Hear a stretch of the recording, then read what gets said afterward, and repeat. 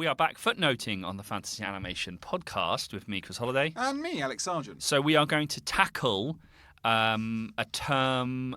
I always feel like we start footnotes like this where I say, we're tackling a term that's come up. Sort of the point of footnotes, where we drill down into a term that is used, I guess, somewhat frivolously or liberally in the way that we talk about wonder.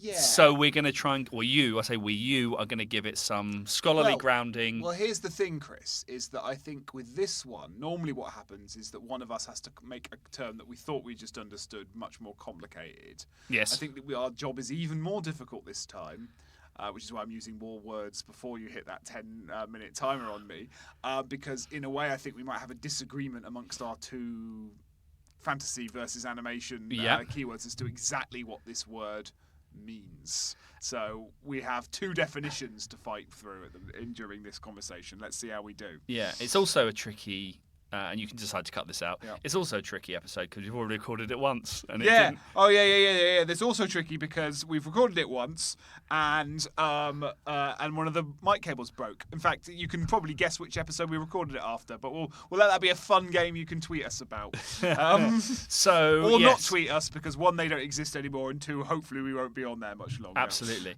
So let me just get up. Yes, I've got Wonder. Wonder, yeah. But Wonder for the first time. So, I mean, I will start the timer. I can only really add, timer is started, I can only really add a text, I think, or discuss a text that's come up by Michele Pierson, special effects still in search of wonder. So I've only really encountered the term. Well, you tell me what you think it means from that, and we can riff on there. Well, okay. So from my perspective, wonder is used as a term, and this has kind of come up before. Michele Pierson talking about a specific period within special effects history between 1989 and 1995. I've mentioned on the podcast before the Wonder Years. So this Wonder Years period of digital visual effects. A process of, or a period in which there is a quote-unquote mainstreaming of a certain kind of aesthetic, but also a burst of, as scholars have put it, a burst of paratextual material where people are becoming connoisseurs. They know about production histories in the context of effects. There are journals like Cinefex, there are journals like Cinefantastique. People are interested in there is a certain, what Michele calls, a connoisseurship of special effects, notwithstanding two different kinds of visual strategies, visual registers, which I definitely talked about on the podcast before. One of which is simulationist, i.e. looking like the real, and the other is techno-futurist, i.e. looking like the hyper-real world of inside a computer, the slick science fiction, metallic, liquid metal of science fiction. So Michele talks about the Wonder Years as this really important formative period between 1989, release of Abyss, and 1995, release of Johnny Mnemonic, where you have, and she's written about this in her book, Still in Search of Wonder, as well as a couple of other journal articles, the Wonder Years period of technological kind of innovation, but also explosion of different kinds of representation and a behind-the-scenes paratextual connoisseurship of how effects work. But wonder is often associated, I suppose, in special effects with exactly that, the history of special effects being overcome, let's say. I guess it's a word that connects up to spectatorship. That it is a word. We are wondering about how things were done and letting it sort of be embraced by spectacle. So hit me with how fantasy scholars do or don't. To get from that to fantasy. Yes. So I've read Michelle's book. I love Michelle's book. It's a very incredible text that we cite quite a lot on here. We do. And she takes that definition, from a number of different sources, but one of them is this book, Wonder, the Rainbow and the Aesthetics of Rare Experiences by Philip Fisher, which is, again, kind of riffing on what you're saying, which is wonder is this kind of aestheticization of thought, or thought as aesthetic, or thought induced by aesthetics of this. How did this get made, kind of thinking? Yeah. And it's kind of a slightly more sort of scientific or technological. It's associated with thought, at least. Right. So that is a term that has some legs in terms of fantasy film, because one of the precursors, or one of the kind of neighbouring categories of the fantasy film in early 20th century filmmaking was the wonder film, which was a commercial category they used to sell a particular kind of movie to sort of in the 1920s, 30s, 40s, into the 50s. King Kong was sold as a wonder film. So it's a top-down generic label. Yeah, and it kind of means special effects heavy, right, but also technologically advanced. You will wonder at it in the way we're describing right now. Mm-hmm. King Kong was sold as a wonder film. Thief of Baghdad, both the 24 and the 1940 version, was a wonder film. Quite a lot of posters for The Wizard of Oz sold it as a wonder film. Right. These kind of things. The term in fantasy scholarship, though, means something slightly different. And often they use the word drawing from kind of the words like so. For example, Zubermachen is a wonder tale, so it's a kind of fairy tale. We've translated the term into is fairy tale, but actually wonder tale would be an equally good translation of a lot of these kind of folk tales. Okay. So it's a term that doesn't have anything to do with science so much as it is a way of distinguishing the aesthetic of fantasy as opposed to the aesthetic of horror and science fiction. Mm-hmm. So if science fiction is a kind of wonder like you're describing, or a kind of a pleasure in rational postulations, yeah. So, and horror is a fear in them. Fantasy is a genre that induces wonder. So we've got Gary K. Wolfe. Wonder is a desire and longing arising out of the promise of other worlds or states of being. Colin Manlett describes fantasy as a fiction evoking wonder. Right. Kenneth J. Jarosky and Robert H.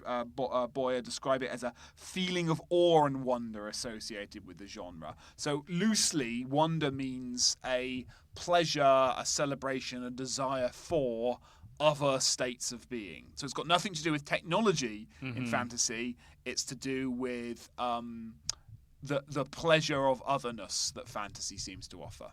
So wonder is both, okay, so from a Hollywood cinema perspective, it's the Yes. industrial category. Which probably lends itself to the kind of Michele Pierson's and, kind of rule of thought. But it's also a way of describing or demarcating different kinds of reaction that distinguish, you said, science fiction and horror.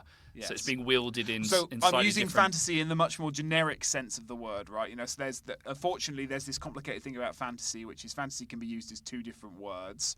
It can be used as fantasy as a sort of synonym for the fantastic. Mm-hmm. So all fictions that include situations that don't occur in the world that we actually live in, of which there are usually three subgenres: fantasy, horror, and science fiction. Okay. Yep. Yeah. Okay. But sometimes fantasy is used to describe one. On this podcast, we kind of use it to describe all of those genres. You know, we've done horror films, we've done science fiction films. Yep. But I'm just talking about that kind of subcategory thing. How do we, if we're going to do it, how are we going to separate science fiction, fantasy, and horror as three different things? Okay. And wonder is often the word theorists turn to do that. So has that term wonder then changed? Because the films that you mentioned are sort of up to about the 50s, let's say. So it seems like wonder. I'm just trying to think of tying wonder in. You know, it's this category that exists actually in the world of kind of industry, but then it's a term that is being used by fantasy theorists presumably much more recently, or not recently at all. Yes. Based on the people that you cited. Well, these people, I guess there's two different traditions these people are drawing from, and I would actually have to be a better scholar of wonder than I am. I'd have to wonder more about wonder. You didn't say that the first time we recorded this. To be able to completely work out how those two things kind of got saddled together. But there is a tradition that draws from, as I say, the translations of folk tales, which were wonder tales if you translate them literally, and there is the tradition of the wonder film, and they're slightly different. And I guess to be very, very, very confusing, in a way, isn't a wonder film or a Michele Pierson's genre, kind of era of wonder, isn't the thing. Is what we're doing is that the wonder caused by the movie makes us wonder about how they are made. So the first wonder is my wonder, the wonder of fantasy, and the second wonder is this second wonder. Yeah.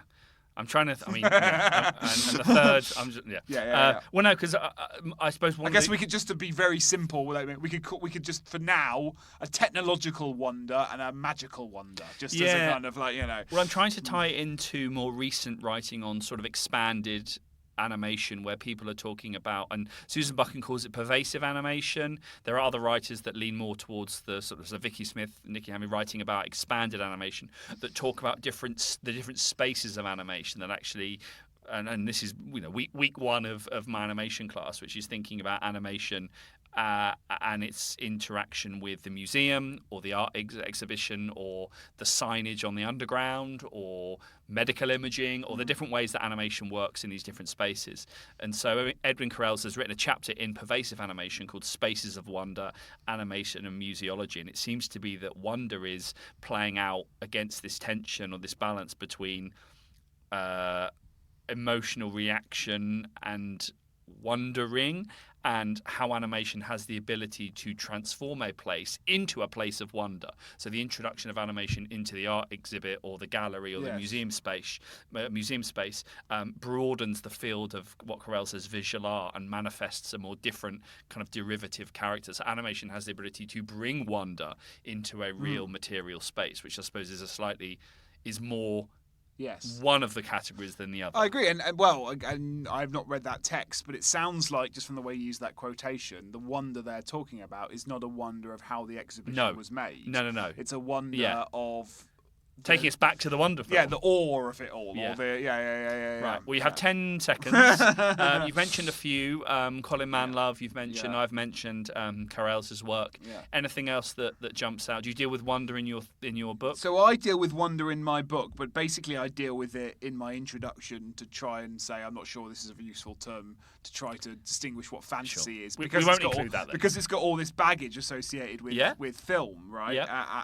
And this kind of this idea of technical marvel. I'm sure there is a. I cite this text quite a lot, but there's an entry of wonder in John Clute and John Grant's Encyclopedia of Fantasy. I thought those are always a nice place to go to in terms of how it's defined in fantasy literature. And yes, the scholars I've mentioned thus far. Great. Well, I'll cross-reference that with the bibliography that I wrote in response to the first version of this. And I will wonder what nerve we said on that one because the recording didn't come out sufficiently good. Done. Okay. Well, there we are. 10 minutes. Well, more than 10 minutes is up, but that's good. So that's wonder. That's different ways of thinking about wonder. If students are wondering about wonder, this is the place. This is the podcast. This is the podcast for you. If any of that made any sense, one, well done, and two, I don't know what two is. You'll have to wonder.